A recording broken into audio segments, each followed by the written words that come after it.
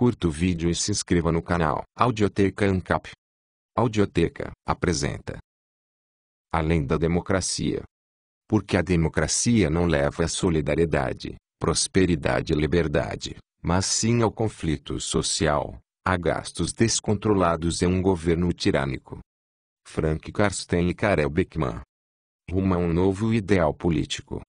É uma ilusão pensar que os problemas que a nossa sociedade enfrenta podem ser resolvidos com mais democracia e muito menos de que a democracia é o melhor de todos os sistemas possíveis. A democracia surgiu em um momento em que o governo era relativamente pequeno. No entanto, um século e meio de democracia levou a uma grande expansão do Estado em todos os países democráticos. Isso também levou à situação em que devemos não só temer o Estado, como também os nossos concidadãos, que são capazes de nos escravizar por meio das urnas. Na nossa sociedade, a crença cega na democracia não é auto-evidente. É de fato um fenômeno relativamente recente. Muitos leitores podem se surpreender, mas os grandes pais fundadores dos Estados Unidos, homens como Benjamin Franklin, Thomas Jefferson e John Adams, se opunham, sem exceção, à democracia. Democracia, disse Benjamin Franklin, são dois lobos e um cordeiro votando sobre o que eles vão comer no almoço. Liberdade,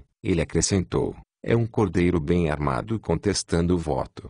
Thomas Jefferson disse que a democracia não é nada mais do que a ditadura da multidão, onde 51% das pessoas podem tirar os direitos dos outros 49%. Eles não estavam sozinhos. A maioria dos intelectuais liberais clássicos e conservadores dos séculos XVIII e XIX, incluindo pensadores famosos como Lord Acton, Alexis de Tocqueville, Walter Bagehot, Edmund Burke, James Fenimore Cooper, John Stuart Mill e Thomas Macaulay, se opunham à democracia. O famoso escritor conservador Edmund Burke escreveu, disse: eu tenho certeza, em uma democracia, a maioria dos cidadãos é capaz de exercer a opressão mais cruel sobre a minoria e que a opressão da minoria vai se estender a um número muito maior e será exercida com uma fúria muito maior do que alguma vez pudesse ser apreendida a partir do domínio de um cetro único. Thomas Macaulay, o famoso pensador liberal britânico,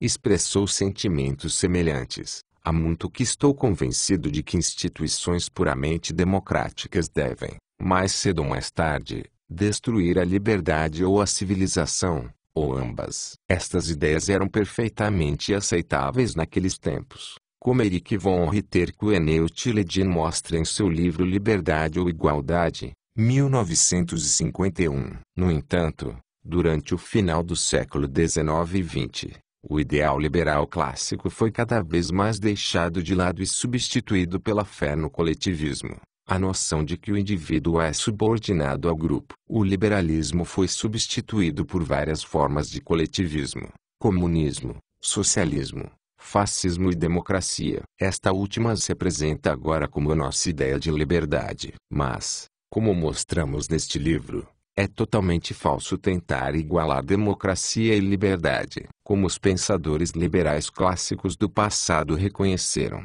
a democracia é de fato uma, muito inteligente, forma de socialismo. O que ainda resta de nossa liberdade é o resultado da tradição liberal clássica, que ainda está viva no Ocidente e não da democracia. No entanto, esta tradição liberal clássica está sob forte pressão. A cada nova geração que cresce com a propaganda democrática diária em nosso redor, uma parte de nossa herança liberal morre. Ninguém se surpreende mais quando as mulheres exigem cotas nos conselhos de empresas, quando o Estado proíbe o fumo em bares ou quando o governo decide o que nossas crianças aprendem na escola. Nem todo mundo concorda com essas noções, mas todo mundo acha perfeitamente normal que o governo deva decidir sobre tais questões. Não há praticamente nenhuma oposição ao fato de que vivemos em um sistema que interfere com a nossa vida até no mais ínfimo detalhe. Não há nenhuma oposição de princípio à noção de que deve ser decidido democraticamente como todos nós devemos viver. Descentralização e liberdade individual. É possível uma alternativa à democracia? Uma sociedade sem um Estado dominante, sem tirania majoritária, Uma sociedade livre e cooperativa. Absolutamente. Tal alternativa é urgentemente necessária, se nós não quisermos cair em tirania e estagnação. O mundo ocidental precisa de um novo ideal. Um ideal que combine dinamismo e liberdade individual com harmonia social. Esse ideal não é utópico. Ele pode ser alcançado. A primeira coisa que tem que ser feita é reduzir o papel do governo. As pessoas precisam recuperar o controle sobre suas vidas e os frutos de seu trabalho. Sem regras intrometidas e tributação, as pessoas vão criar comunidades seguras, habitáveis e sustentáveis. Porque as pessoas não podem gastar o próprio dinheiro como quiserem e comprar os seguros, planos de saúde e educação que quiserem. Que grande tragédia poderia suceder se isso viesse a acontecer? Porque o Estado toma o dinheiro das pessoas através dos impostos e toma essas decisões por elas. As pessoas devem novamente ter a liberdade de escolher por si, de resolver seus problemas como acharem melhor, individualmente ou, provavelmente mais frequentemente, em conjunto. Pois sem cooperação, a ordem e a prosperidade são impossíveis. Mas a cooperação só pode realmente funcionar em uma base voluntária, com base no consentimento mútuo. As pessoas têm de recuperar o controle sobre os frutos de seu próprio trabalho. Elas devem ter liberdade para criar suas próprias comunidades locais, religiosas, comunistas, capitalistas, étnicas e assim por diante. Estas podem ser governadas democraticamente, se os moradores quiserem, ou não, se não quiserem. Um mercado para governos. Patrick Friedman, neto do laureado Nobel Milton Friedman, disse uma vez: o governo é um setor com uma barreira de entrada muito alta. Na verdade, você tem que ganhar a eleição ou iniciar uma revolução, para experimentar uma nova forma de governo. Há, de fato, pouca escolha e concorrência em se tratando de governo. As pessoas consideram que é importante que as empresas concorram. As pessoas esperam um mercado livre e flexível em carros, roupas e seguros, com muitos fornecedores diferentes. Então por que não um mercado de governo onde os governos têm de competir e onde os cidadãos possam facilmente mudar para outra jurisdição para viver e trabalhar? Atualmente, as pessoas podem mudar para outra cidade, mas, porque a maioria dos impostos e leis vem do governo federal, isso não muda nada. Para obter um tipo diferente de governo, as pessoas são forçadas a emigrar, o que é uma enorme barreira. Sabemos que as empresas têm a tendência de formar monopólios e cartéis, para reduzir a competição. Mas os governos têm, igualmente, essa tendência. Olhe para a concentração de poder do governo em Washington ou Bruxelas. Em um mercado livre, no entanto, é sempre possível às pessoas iniciarem novos negócios e desafiarem os monopólios existentes e cartéis. É por isso que os monopólios tendem a ser de curta duração, no setor privado. Quando monopolistas pedem preços altos ou abusam de sua posição no mercado, isso incentiva outras empresas a entrarem nesse mercado específico. No governo, tal competição é inexistente. Como verdadeiros monopolistas, os políticos não querem concorrência no governo. Eles preferem que todas as questões sejam decididas coletivamente, a nível central. A imigração ilegal só pode ser resolvida num contexto europeu, eles dirão. Ou, a crise da dívida só pode ser combatida internacionalmente. Ou, o terrorismo só pode ser combatido através de uma poderosa agência central. No entanto, existem muitos pequenos países do mundo que não fazem parte de blocos e que não sofrem crises econômicas ou terrorismo. Da mesma forma, espera-se que acreditemos que a educação, a saúde, as finanças, a previdência social e assim por diante, têm de ser coordenadas e reguladas, pelo menos, a nível nacional. Mas não há nenhuma razão para que isto seja assim. A descentralização seria benéfica para muitos grupos da sociedade. Com a autonomia local, pensadores progressistas poderiam colocar suas ideias progressistas em prática e pensadores conservadores poderiam fazer o mesmo com os seus valores, sem forçar os outros a ajustarem a sua forma de vida. Pessoas que quisessem iniciar uma comunidade Acuipi poderiam viver de acordo com seus sonhos, às suas próprias custas, É claro, uma comunidade religiosa que quisesse manter as suas lojas fechadas no domingo, poderia fazê-lo. Um tamanho único é desnecessário e indesejável. Descentralização, ao contrário da democracia nacional, é um sistema vive e deixe viver. Deixe, então, mil nações florescerem. Diversidade no governo implica que as pessoas possam decidir, com mais facilidade, sobre que sistema desejam viver. Elas podem ir para outro município ou comarca, se desejarem um governo diferente. Essa competição assegura que os governantes sejam responsabilizados, o que não ocorre quando a influência de um cidadão é restrita às eleições a cada 4 anos. Mesmo quando apenas alguns cidadãos realmente se mudam para outra área, existirá um forte incentivo para que os governantes melhorem as suas políticas. Se nem tudo for centralmente determinado, as regiões poderão escolher um caminho que se adapte às suas circunstâncias e preferências. Por exemplo, uma determinada área poderá optar por reduzir impostos e regulação, a fim de estimular a atividade econômica. O historiador americano Thomas E. Woods aponta que a liberdade política surgiu na Europa Ocidental, precisamente devido à fragmentação e diferenciação que reinou lá. Historicamente, uma multidão de pequenas jurisdições tornou possível para as pessoas a fuga de lugares onde a opressão reinava para lugares mais liberais. Assim sendo, os governantes tirânicos se viram forçados a permitir mais liberdade. Descentralização na Suíça. A Suíça já comprovou que a descentralização pode funcionar bem. As pessoas muitas vezes pensam que o tamanho e centralização trazem prosperidade e todos os tipos de outros benefícios. No entanto, a Suíça, que não é nenhum membro da UE, nem da OTAN, prova o contrário. Com quase 8 milhões de habitantes, este país tem mais ou menos a população da Virgínia e seu governo é altamente descentralizado. 26 cantões, regiões, competem uns com os outros e desfrutam de uma grande autonomia. Os cantões já foram estados autônomos separados e alguns têm menos de 50 mil habitantes. Além disso, existem 2.900 municípios na Suíça.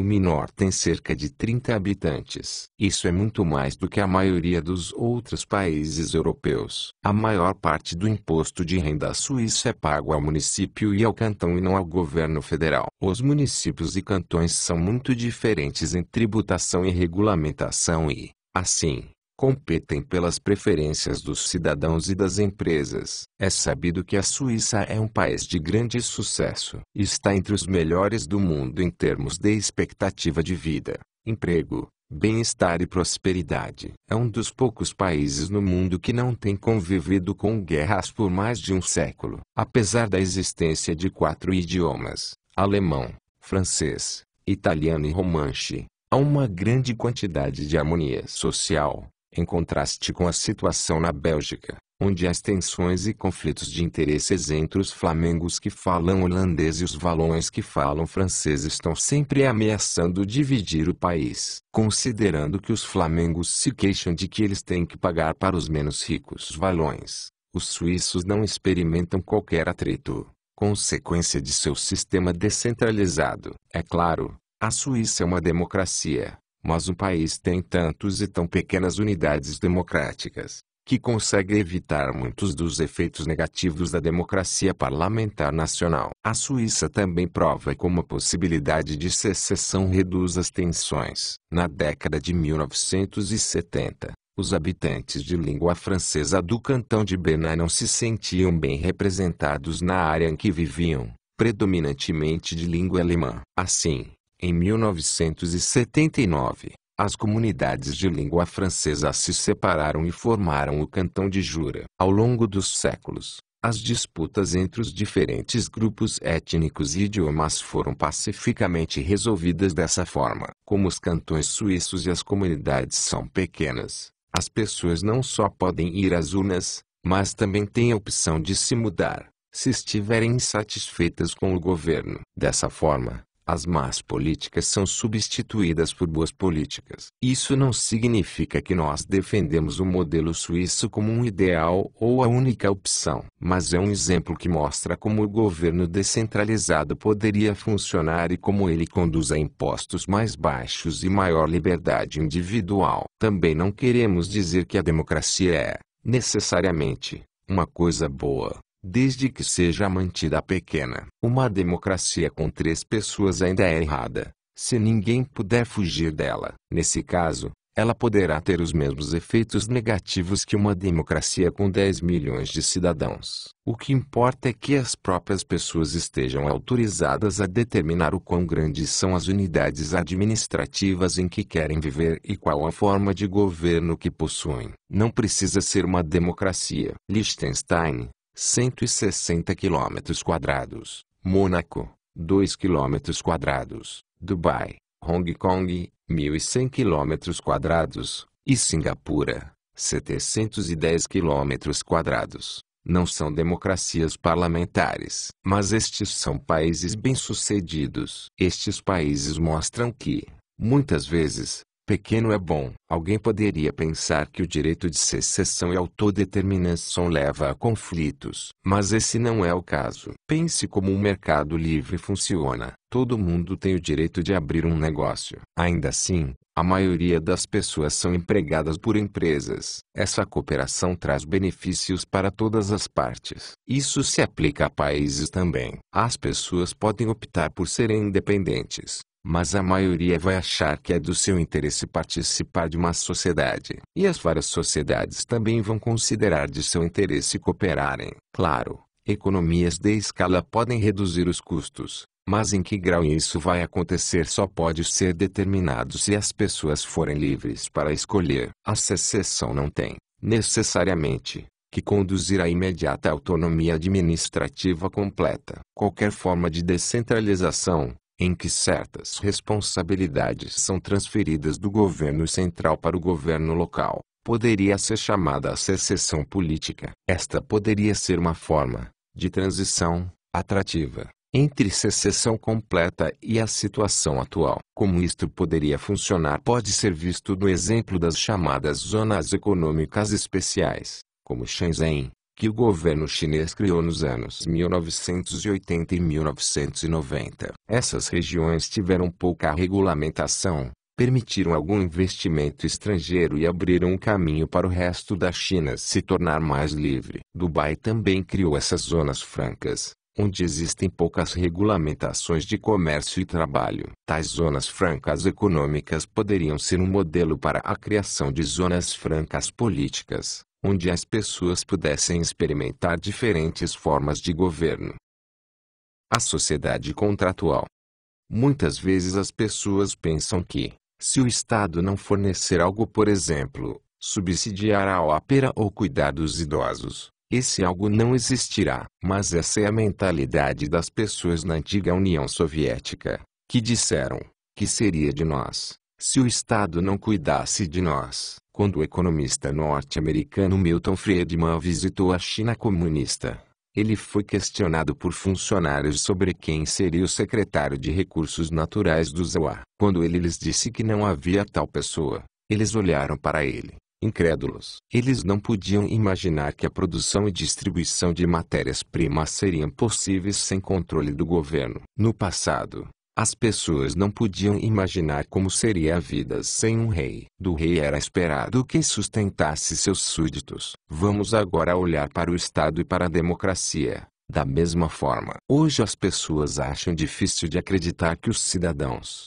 antes do advento da democracia, aceitavam a autoridade do rei. Mas, estranhamente, eles aceitam a autoridade da maioria sem dizer um pio. No entanto, vemos a auto-organização, sem coerção e controle superiores, acontecendo ao nosso redor todos os dias. Muitas vezes, contrariando expectativas. Ninguém pensou que algo tão anarquista como a Wikipédia, a enciclopédia da internet, pudesse ser bem-sucedida sem um controle central. Mas funciona. Toda a internet é um conjunto de numerosas organizações separadas, pessoas e tecnologias que trabalham em conjunto, sem administração central. No início da rede mundial de computadores, muitos não podiam acreditar que a internet não tinha dono, que foi baseada em acordos individuais voluntários entre milhares de organizações, fornecedores de serviços de internet, empresas,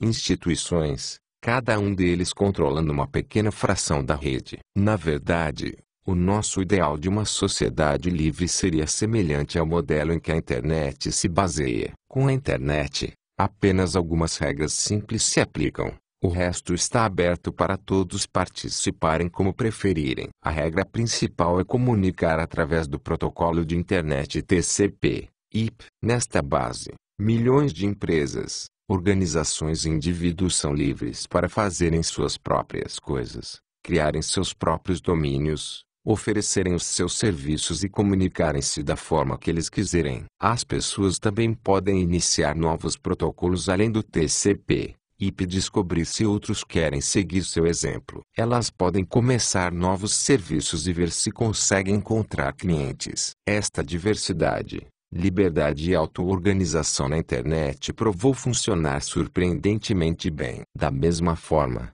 em uma sociedade livre, a regra principal é não cometer violência, fraude ou roubo. Enquanto as pessoas obedecerem a esta regra, elas podem oferecer todos os serviços, incluindo os que agora são vistos como públicos. Elas também podem criar suas próprias comunidades como quiserem, monarquista, comunista, conservadora, religiosa ou mesmo autoritária, desde que seus clientes adiram voluntariamente e deixem outras organizações em paz. E essas comunidades podem ser constituídas por 10 pessoas ou 1 milhão. Note que uma empresa privada como o Walmart tem 2 milhões de empregados. Quando você tem muitas unidades administrativas diferentes, as pessoas podem sempre se mudar, se elas não gostarem da unidade onde vivem. E os governantes estão bem conscientes disso. Seus moradores não são apenas os cidadãos que estão ocasionalmente autorizados a votar,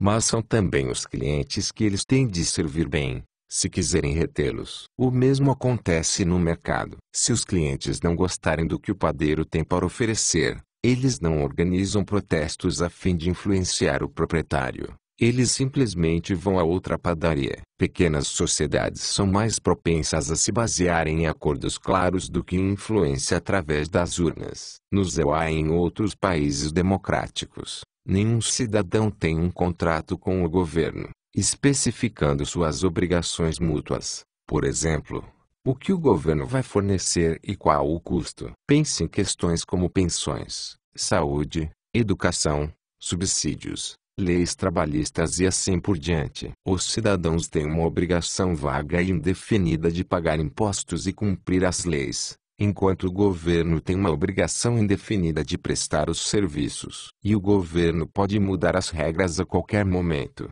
independentemente de quaisquer resultados eleitorais. Isso cria uma insegurança jurídica considerável. Você pode ter pago contribuições previdenciárias por anos, na expectativa de que, no momento da aposentadoria, você receberá alguns benefícios. No entanto, o governo pode alterar a quantidade desses benefícios com uma caneta. Ou você alugar uma sala pensando que você pode cancelar o contrato de arrendamento em um determinado momento, quando o governo, de repente, decide que condições diferentes serão válidas para a duração dos arrendamentos. Uma sociedade decente deve ser baseada em contratos, onde os direitos sejam respeitados e em que todas as partes saibam em que pé estão. Onde as regras não possam ser alteradas pelos governantes, no meio do jogo. E esses contratos não têm necessariamente de ser os mesmos para todos. Assim como acontece com os funcionários de uma empresa,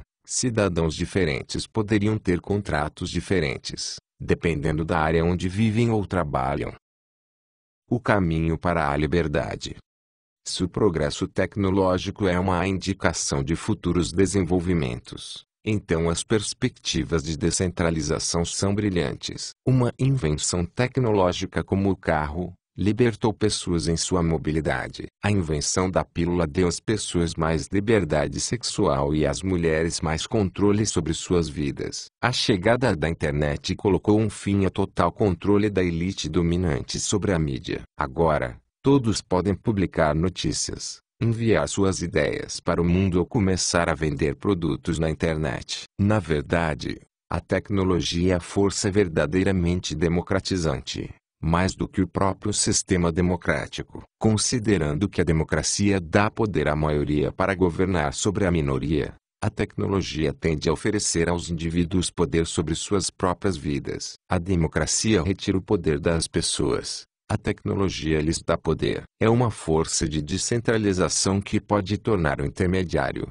o governo, supérfluo em áreas como comunicação, finanças, educação, mídia e comércio. E uma vez que o livre mercado torna a tecnologia cada vez mais barata, até dá às pessoas mais pobres algum controle sobre seus próprios destinos. Mesmo na África, milhões de pessoas, hoje em dia, recebem novas oportunidades e não é por causa da ajuda internacional dada a países subdesenvolvidos, mas graças aos computadores e telefones celulares que continuam ficando mais baratos. Assim, a humanidade experimentou um grande progresso durante o último século, não por causa da democracia, mas por causa da tecnologia e da iniciativa privada. Aparelhos como o iPhone, o Walkman e o PC colocaram avançados recursos tecnológicos ao alcance do indivíduo e contribuíram para sua emancipação. Através de serviços como o Facebook, os indivíduos são capazes de escolher os contextos sociais aos quais querem pertencer,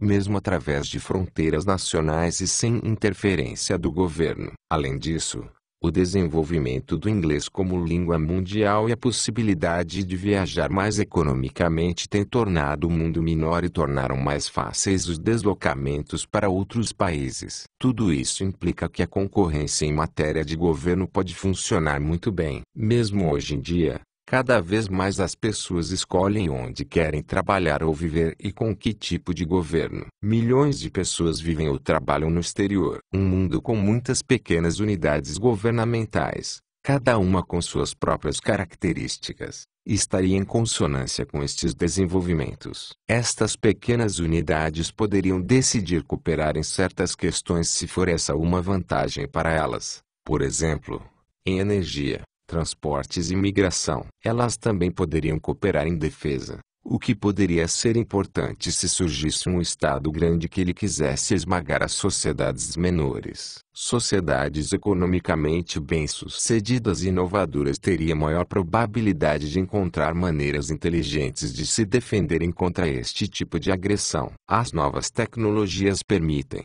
ainda, a criação de novos países. A organização CESTEADING, cofundada pelo acima referido Patrick Friedman, está tentando construir ilhas artificiais em águas internacionais. Essas ilhas podem fornecer alternativas às formas existentes de governo. A fim de alcançar a descentralização, o nosso atual sistema político necessita de mudanças radicais e elas não são tão difíceis de se concretizarem como se poderia pensar. Organizações governamentais de grande porte podem ser desmanteladas. Os ministérios da Educação, Saúde, Desenvolvimento Social, Economia, Agricultura, Relações Internacionais, Auxílio Internacional e Fazenda podem ser descartados. Uma sociedade só precisa de serviços públicos básicos para garantir a lei e a ordem e para lidar com as questões ambientais. O Estado assistencialista pode ser convertido em um sistema de seguros privados. Isto irá permitir aos cidadãos liberdade e segurança. Eles serão capazes de fazer um seguro individual ou coletivo, através dos sindicatos ou das empresas para as quais trabalham. O seguro do Estado, como o conhecemos, está constantemente sujeito a mudanças arbitrárias por parte do governo. A segurança que o Estado promete é falsa e está sujeita a caprichos políticos. Isso tem de parar. A assistência aos pobres e necessitados pode ser fornecida localmente. O controle do nosso sistema financeiro por parte do governo deve ser abolido para que este não possa corroer o valor do nosso dinheiro e causar ciclos econômicos. Desta forma, Seria criado um mercado internacional financeiro justo, não mais manipulado por governos poderosos e instituições financeiras a eles ligados. Em suma, o grande Estado-nação democrático tem de dar lugar a pequenas unidades políticas, em que os próprios cidadãos escolhem como querem moldar a sociedade. Onde quer que seja possível, os assuntos devem ser decididos localmente, no nível administrativo mais baixo possível. Se isso significar o fim da União Europeia, ótimo. Os políticos na Europa amam pintar cenários apocalípticos sobre o que aconteceria se a União Europeia se desmoronasse. Mas países como a Noruega e a Suíça nunca foram membros da UE e estão muito bem por conta própria. Por vezes é argumentado que a UE assegura o livre comércio entre os países europeus. Se tivesse sido o único resultado da sua criação, teria sido bom. Mas não foi o caso. O mercado interno criado por Bruxelas nada tem a ver com liberdade econômica. Pelo contrário, a UE, virtualmente, exala leis e regulamentos que restringem a liberdade econômica. É um superestado em construção, que irá destruir a liberdade dos cidadãos e das empresas. A UE representa o oposto de descentralização, que é o epítome da centralização, um inviável rolo compressor burocrático, em que a liberdade individual é ainda mais ameaçada do que em uma democracia nacional. Quanto mais cedo for abolida, melhor. Um futuro promissor. Em muitos aspectos, o futuro parece promissor. A humanidade tem acumulado conhecimento e uma capacidade de produção enormes, mais do que suficiente para criar prosperidade para todos no mundo. Adicionalmente, após o colapso dos regimes sangrentos comunistas e fascistas do século XX, como a União Soviética, China e outros países, há uma tendência mundial no sentido de mais liberdade. Grandes grupos de pessoas passaram a ter mais liberdade econômica e pessoal, levando a uma maior prosperidade e bem-estar. Outros estão se levantando contra ditaduras e exigindo mais liberdade. Não há razão para que esta tendência não deva continuar. Pode ser difícil imaginar que a vida é possível sem o Estado-nação democrático, mas mudanças radicais semelhantes ocorreram no passado. Como Linda e Maurice Neil escreveram em seu clássico libertário antidemocrático The Market for Liberty, O Mercado para a Liberdade, 1970. Imagine um servo feudal, legalmente ligado à terra onde nasceu e à posição social em que nasceu, trabalhando desde o amanhecer até ao anoitecer, com ferramentas primitivas, para uma subsistência que ele deve compartilhar com o seu senhor. Seus processos mentais enredados de medos e superstições. Imagine tentar explicar a este servo como é a estrutura social do Zewa do século XX. Você provavelmente terá dificuldades de o convencer de que tal estrutura social poderia existir, porque ele iria ver tudo que você descreveu a partir do contexto de seu próprio conhecimento da sociedade. Ele iria, sem dúvida, informá-lo, com um traço de superioridade presunçosa, que a menos que cada indivíduo que nasça na comunidade tenha um lugar específico e uma posição social permanentemente fixa, a sociedade iria rapidamente se deteriorar, se transformando num caos. De forma semelhante, dizer a um homem do século XX que o governo é mau e, portanto, desnecessário, e que teríamos uma sociedade muito melhor se não tivéssemos governo. É provável que isso provocasse um ceticismo educado, especialmente se nós não estivermos acostumados a pensar de forma independente. É sempre difícil imaginar o funcionamento de uma sociedade diferente da nossa e, particularmente, uma sociedade mais avançada. Isto acontece porque nós estamos tão acostumados à nossa própria estrutura social, que temos a tendência de considerar automaticamente cada faceta da sociedade mais avançada, no contexto de nossa própria, o que distorce o sentido da ideia.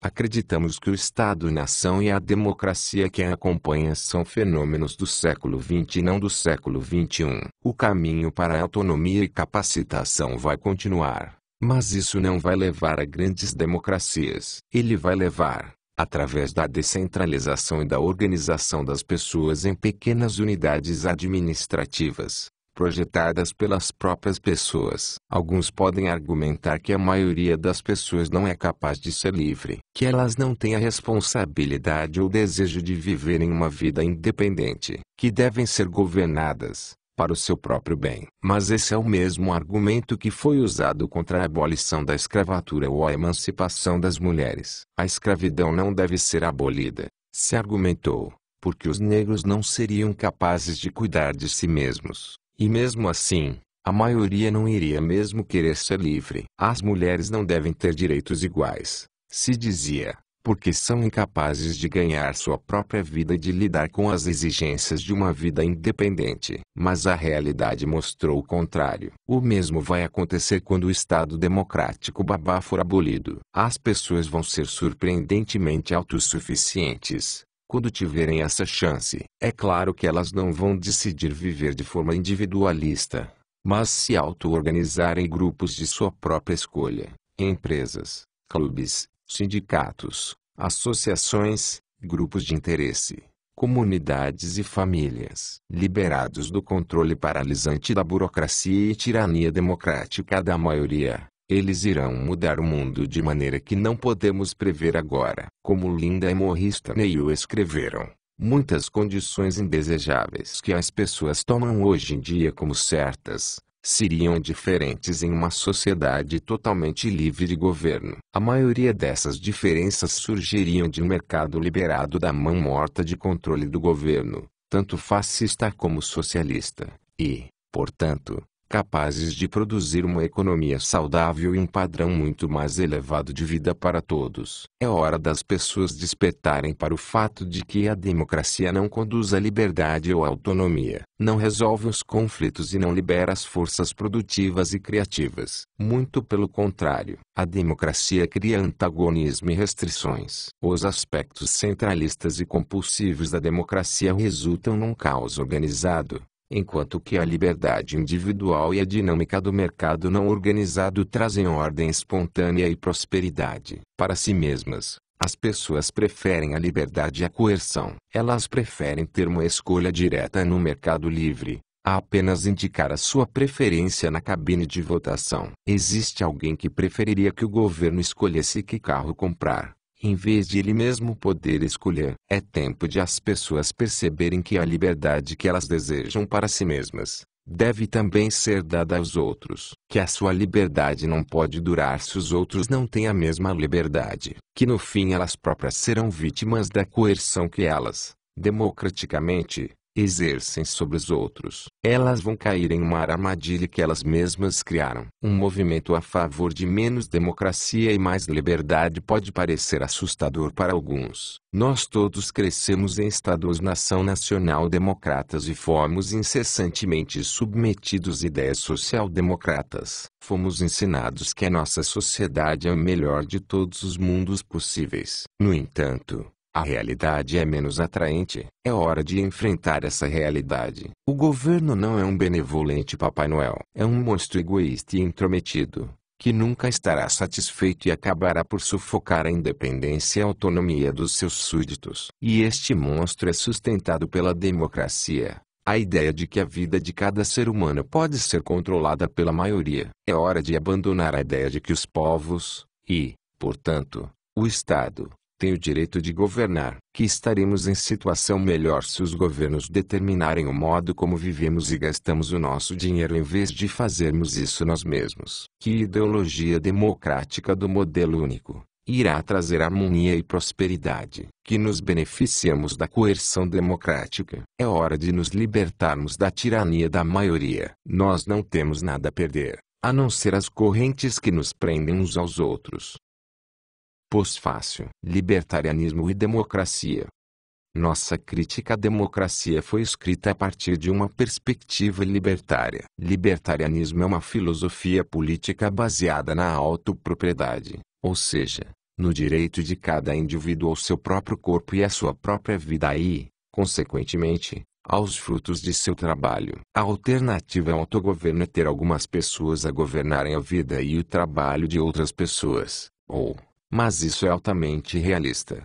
Que todos governem todos. De acordo com o libertarianismo, tal situação é injusta. O libertarianismo é baseado no princípio de que os indivíduos não têm obrigação de se sacrificarem ao coletivo, como é o caso sob o fascismo, socialismo e democracia. Para os libertários, a liberdade individual, a autopropriedade, não significa o direito ao trabalho, educação, saúde, habitação ou algum outro bem, uma vez que tais direitos implicam o dever dos outros de proporcionarem esses benefícios. Se uma pessoa é forçada a se sacrificar pelos outros, isso não é liberdade, mas escravidão. Liberdade significa que todo mundo tem o direito de fazer o que quiser com suas vidas e propriedades, desde que não interfiram com as vidas e os bens dos outros. Em suma, os libertários são contra a iniciação de força física. O objetivo principal do sistema de justiça libertária é o de proteger o indivíduo contra todas as formas de uso da força. Os libertários são a favor de todas as liberdades que seguem o princípio do autogoverno. Por exemplo,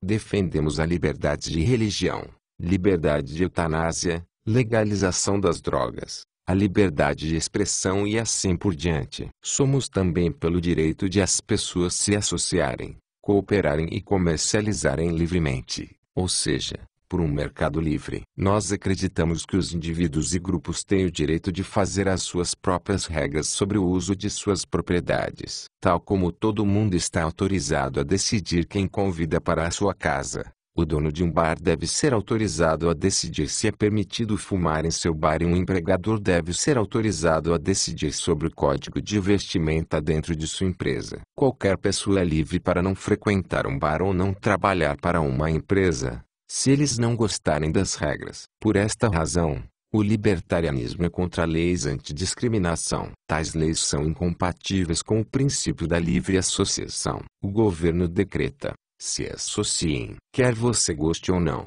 Em contraste, o libertarianismo se baseia na liberdade de escolha. Todas as relações e transações devem ser voluntárias. Discriminação significa tratar de forma diferente. É claro que é ridículo não desejar associação com gays, judeus, alemães ou quem quer que seja, mas o princípio da liberdade significa que ninguém tem que justificar suas escolhas. Não importa o quão ridículas possam parecer. Você não precisa de uma boa razão para não fazer algo. O libertarianismo defende o direito das pessoas de fazerem as coisas ou não fazerem as coisas, que podem ser desagradáveis para os outros. Assim como a liberdade de expressão significa que as pessoas têm o direito de expressarem uma opinião sobre a qual outros discordam. A obrigação das pessoas é apenas a de se absterem de iniciar forças sobre os outros. As leis antidiscriminação são, na verdade, elas próprias uma forma de força, uma vez que forçam as pessoas a se associarem com outros contra sua vontade. Devemos forçar senhoras de idade a entrarem em becos escuros que jovens violentos costumam frequentar. Devemos obrigar as pessoas a sair com alguém que elas acham pouco atraente. Claro que não. Mas, então, com que direito o governo força empregadores a empregarem pessoas que estes não querem empregar? E com que direito o governo força os proprietários de clubes noturnos a aceitarem clientes que estes não querem aceitar? Como libertários, acreditamos que tais formas não estão apenas erradas mas são também contraproducentes. Elas levam ao ódio e aos conflitos, em vez de levarem à tolerância e harmonia. O libertarianismo não é nem de esquerda nem de direita, nem progressivo nem conservador. Os progressistas favorecem a interferência do governo na economia, mas estão dispostos, por vezes, a permitir um razoável grau de liberdade pessoal. Os conservadores favorecem a interferência do governo nas escolhas pessoais, mas estão dispostos, por vezes, a permitir um razoável grau de liberdade econômica. Mas ambos têm em comum o fato de considerarem o indivíduo como um assunto de Estado, do coletivo. O libertarianismo é a única filosofia política que defende que o coletivo não tem o direito de governar o indivíduo. O libertarianismo é a única filosofia política que é contra o princípio da iniciação da força, isto é, contra qualquer uso da força, salvo em legítima defesa. Com base neste princípio, o libertarianismo também é contra o colonialismo, o imperialismo e as intervenções estrangeiras. O libertarianismo não é uma nova filosofia que está na moda, É baseada em uma antiga tradição. As ideias dos grandes pensadores liberais do século XVII e XVIII estavam muito perto do ideal libertário. Hoje em dia designamos sua filosofia como liberal clássica para distinguir do liberalismo atual que é,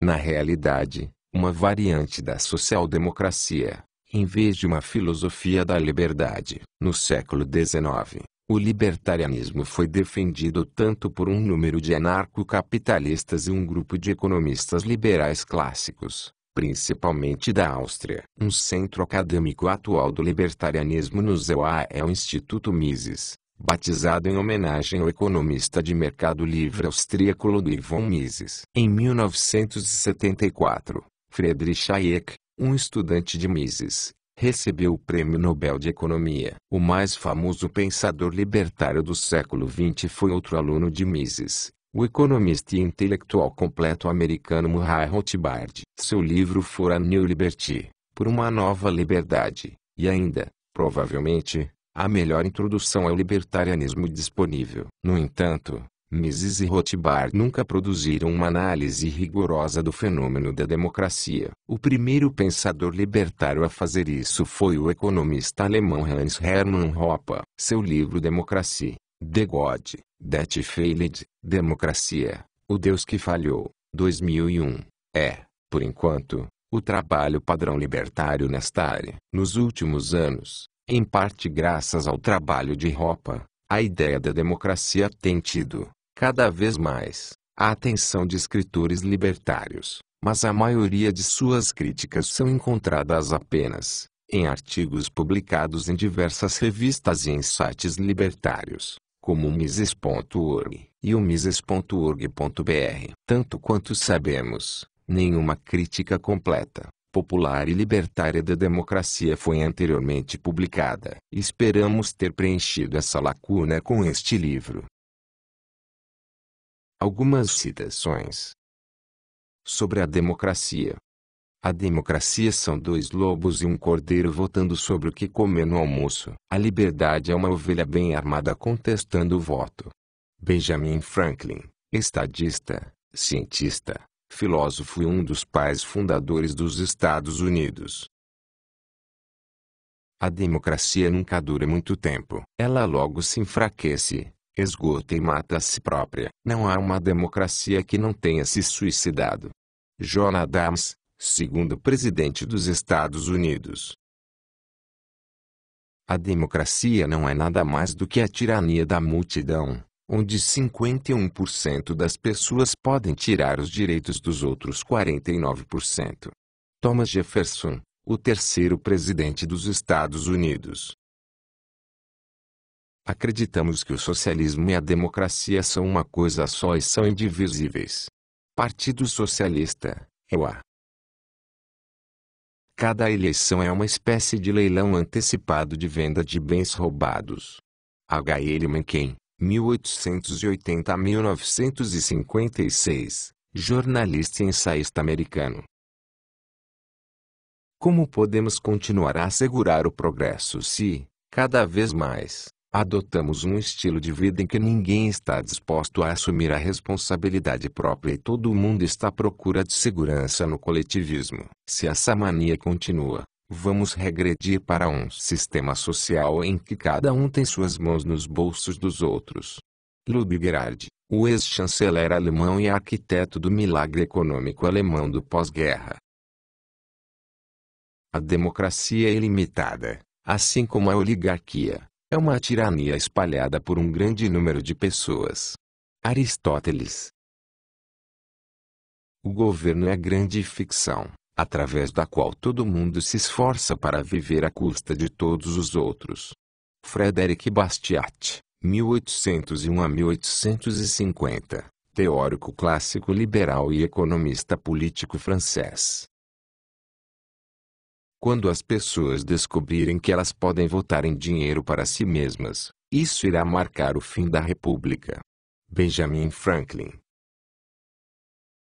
Aqueles que estão pedindo mais interferência do governo estão pedindo, em última instância, mais coerção e menos liberdade. Ludwig von Mises, economista austríaco e grande defensor do mercado livre. Ninguém tem a vida, liberdade ou propriedade a salvo enquanto o legislador está em sessão. Mark Twain, 1835 a 1910, autor americano. A democracia é a vontade do povo. Todas as manhãs eu fico surpreso ao ler no jornal o que eu quero. Wim Kan, comediante holandês.